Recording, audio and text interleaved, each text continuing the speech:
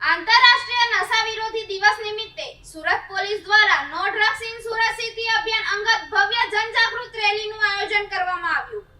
Drugs મુક્ત સુરતના સંકલ્પ સાથે યોજાયેલી આ રેલીમાં પોલીસ વિદ્યાર્થીઓ અને નાગરિકોને કઈ રીતે નશા વિરોધી સંદેશ આપ્યો, જોઈએ આ અહેવાલમાં। આંતરરાષ્ટ્રીય નશા વિરોધી દિવસ નિમિત્તે સુરત પોલીસ દ્વારા no drugs in Surat city અભિયાન હેઠળ પાલ આરટીઓ થી અડાજણ સર્કલ સુધી ભવ્ય જનજાગૃતિ રેલી યોજાઈ। મોટી સંખ્યામાં પોલીસ અધિકારીઓ, પોલીસ જવાનો, વિદ્યાર્થીઓ અને નાગરિકો ઉત્સાહભેર જોડાયા। રેલી દરમિયાન હાથમાં પ્લે કાર્ડ, બેનરો અને જાગૃતિ સૂત્ર સાથે નશા વિરોધી સંદેશ આપવામાં આવ્યો।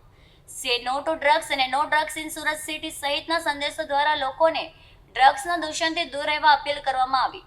છેલ્લા 4 વર્ષમાં સુરત પોલીસ દ્વારા ડ્રગ્સના ગેરકાયદે વેપાર સામે સતત કાર્યવાહી કરવામાં આવી છે।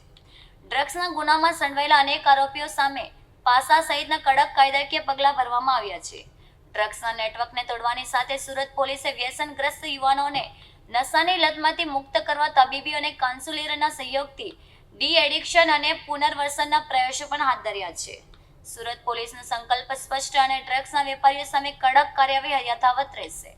જનજાગૃતિ, કાયદાનો કડક અમલ અને પુનર્વસનના માધ્યમથી સુરતને સંપૂર્ણ ડ્રગ્સ મુક્ત શહેર બનાવવાના પ્રયાસોને વધુ વેગ આપવામાં આવશે। આજે 26 જૂનના રોજ international day against drug abuse તરીકે ઉજવવામાં આવે છે અને એને જ ભાગરૂપે આજે સુરત શહેર પોલીસ, સુરત શહેરના નગરજનો, સ્કૂલ કોલેજના બાળકો દ્વારા આજે એક રેલીનું આયોજન કરવામાં આવ્યા છે, જેમાં મુખ્ય ઉદ્દેશ એવું છે કે અમે બધા લોકો બહુ કટિબદ્ધ છીએ, પ્રતિબદ્ધ છીએ કે આપણે સુરત શહેરમાં કોઈ ડ્રગ્સના કોઈ ચલન નહીં થાય જોઈએ, કોઈ ડ્રગ્સ ન લે, એના સેવન નહીં કરે જોઈએ અને જો નો ડ્રગ્સ ઇન સુરત સિટીનું એક અભિયાન સુરત પોલીસ દ્વારા ચલાવવામાં આવી રહ્યા છે છેલ્લા 4 વર્ષોથી આમાં આપણને ખૂબ સફળતા પણ મળી રહી છે।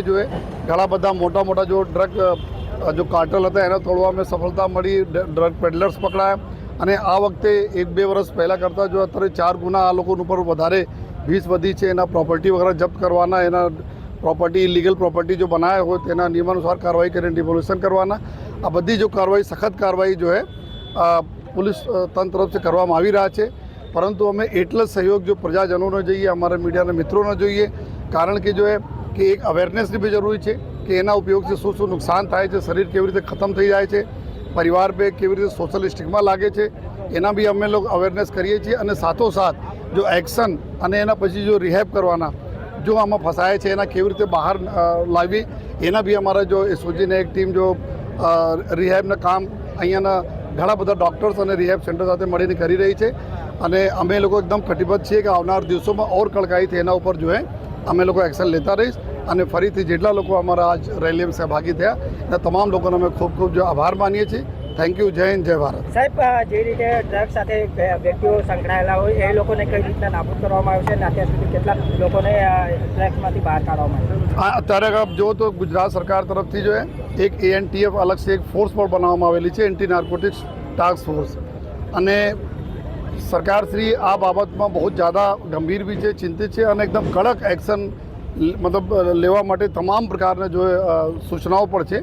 તો આવનાર દિવસોમાં અમે લોકો ઓર અમારા ટીમો છે એના મજબૂત બનાવીને ઓર બી આજુબાજુના રાજ્યોના જ્યાંથી આપણા જરૂરત લાગે છે આરોપીઓ માટે ત્યાં ઓર કડકાઈથી અમે લોકો સંકલન કરીને કાર્યવાહી કરવાના છીએ અને આપ ટૂંક સમયમાં આ બધા લોકો જોઈ પણ શકશો।